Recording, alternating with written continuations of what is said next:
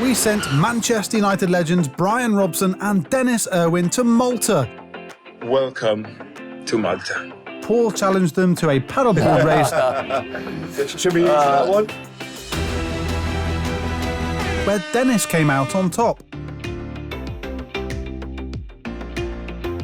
Brandon set them a cooking challenge with Robbo levelling the scores.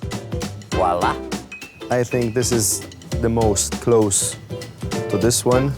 Now it was 1-1 I'll drink to that. and time to cool off in the National Aquarium. But they can't hide from the players for long. Third task for you guys is a glass blowing workshop. I blew to up in there.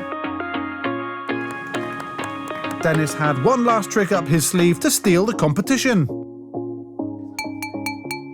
We're here to present the winner of the challenges, and the winner of the Visit Malta 2021 challenge is... This is the winner. Thank you. I'm sure you did a vase. Denis Irwin. Thank you. I can't believe that. Congratulations, Dad. So Rob, thank you very much. I think that's a really bad decision. Bryan and Denis's adventure was over. The perfect island getaway from Visit Malta and Manchester United.